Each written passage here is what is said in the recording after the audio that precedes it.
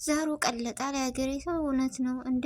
ፈኪ ነች እውነት ወይስ አይደለችም? እኔ ንግግሯም ፎቶዋም ሁሉም ነገር ተቀይሮብኛል። ያጀማ እኔ የምሰማው ነገር በጆሮዬ እውነት ነው ወይስ አይደለም በሉኝ። ኧረ ፈኪ ምን ነካሽ? ወዴት እየሄድሽ ነው? ምናምን ብቻ የሰው ልጅ ስሜቱ አያችሁ። እኛ ከዛ ጋር ስናጣምራት የነበራቸው አሊ ዛሬ የእውነቷን ስሜት አውጥታ ተናገረች። ምን ትላላችሁ? ያጀማ ምክክር ያስፈልገናል ከምር ያስፈልገናል። ምን ትላላችሁ? ለፈኪስ ምን ትሏታላችሁ?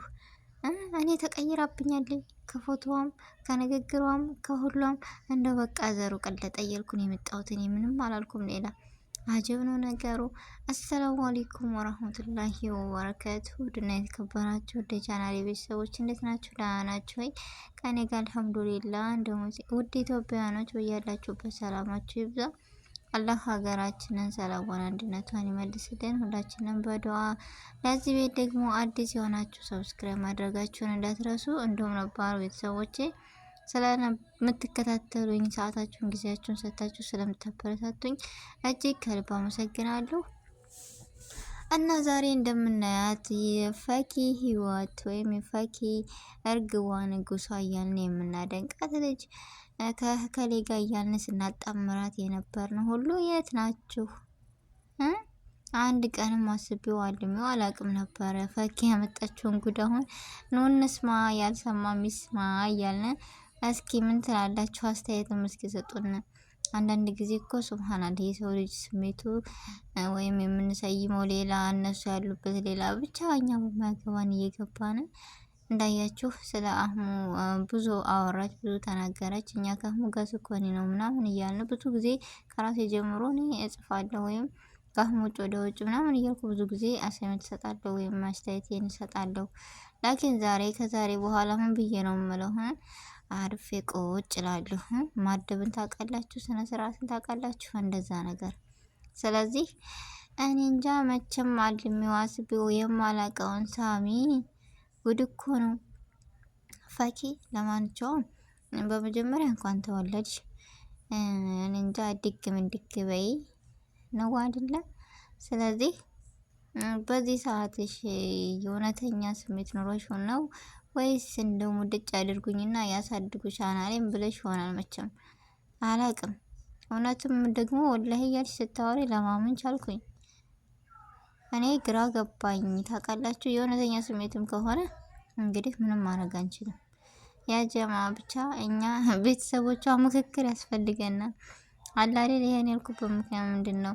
እንዳያችሁት ከብዙ ወንድ ጋር ስትመጣ ምናምን፣ በነገራችን ላይ ከራሴ ጀምሮ ከአህሙ ጋር እንጂ ከሌላ ጋር አትሆንም ምናምን ብዙ አሳይመንቶችን ኮሜንቶችን እንሰጣለን ምናምን። አይታችሁ ከሆነ ግን አንዳንድ ጊዜ የሰው ልጅ ማንነት የሚለካው ለክ የሚወስድ ስሜትና የላይ የሚታይ ነገር እውነት አይደለም። ታውቃላችሁ የፊቱን የማንነቴን ያሳለፍኩትን እየመጣችሁብኝ ወይም እየጎዳችሁ ማለት ይቻላል። በጥቅሉ ነው ያላችሁት፣ እያስታወሳችሁ ነው ያላችሁት። ስለዚህ እኔ የምወደውና የማከብረው የራሴ የሆነ አለች። ስለዚህ እሱ ማን ነው እያልኩ በጉጉት ስጠብቅ መጨረሻ ላይ ዘሩ ቀለጠ ሆነ ነገር አለው።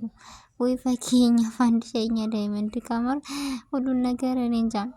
ላንቺ ካይረ ከሆነ ነገር አለው ፍቅሽ። እኔ ከዛም ሆነ ከዛ ግን ላንቺ ካይረ የሆነውን ነገር አንዳንድ ጊዜ ድሮም እኮ ሴት ልጅ በቃ የሚወዳትን ሳይሆን የሚወደውን ስትከተል ነው ነገሩ ያበቃዋል አይደለ?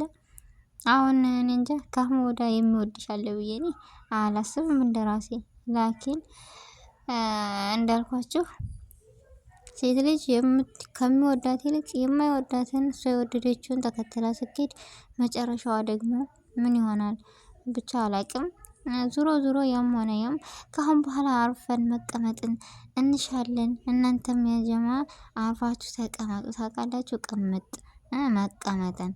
ምክንያቱም እቺ ልጅ እዚህ ስትሉኝ ከአህሙ ጋር ታምራላችሁ፣ ከአህሙ ጋር እንደዚህ ነው፣ ከሌላ ወንድ ጋር አትምጭ ምናምን ትሉኛላችሁ። ከብሮ ጋር ከአህሙ ጋር ከብዙ ወንድ ጋር ሰራለሁ፣ ብዙ ጊዜ ታምቻለሁ። ግን እኔ አንድና አንድ ወንድሜና እህቴ ብዬ እንጂ የምቀርባቸው በሌላ ነገር አይደለም። ስለዚህ እስኪ ተውኝ።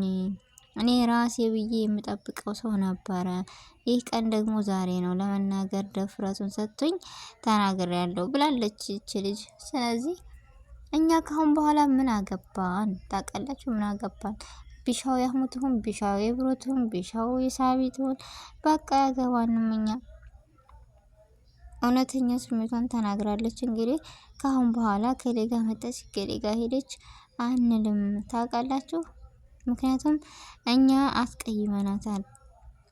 ከከሌ ጋ ነው የምኮነው፣ ከከሌ ጋ ነው የምታምሩ እያልናን ነበር።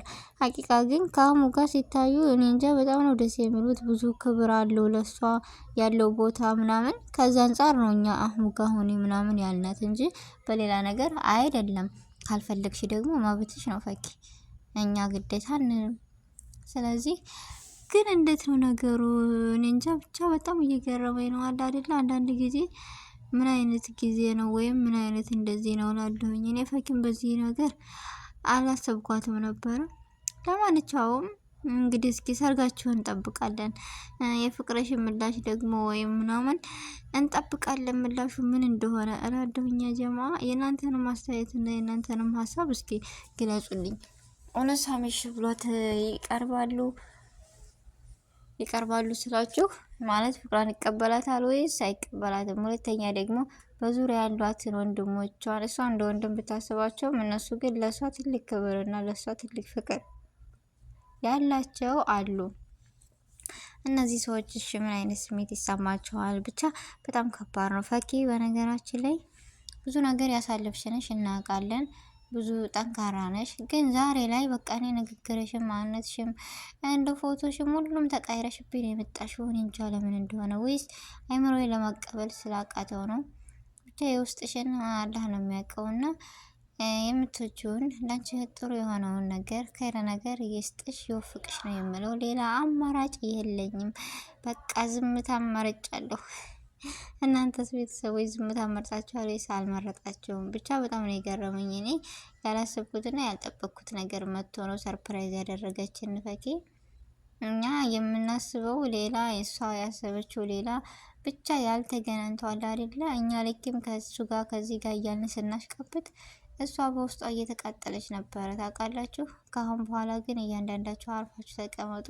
ከቻላችሁ ሳሚ ጋር ጠብሯ፣ ካልቻላችሁ በቃ ዝምታን ምረጡ። ቤተሰቦች ከራሴ ጀምሬ ዝም ላለሁ። እየጎዳና ከሆነ የውስጡን ስሜት እየቀሰቀሳችሁ ነው ማለት ከዚህ ወዲያው ትልቅ ነገር የለም፣ ከባድ ነገር የለም።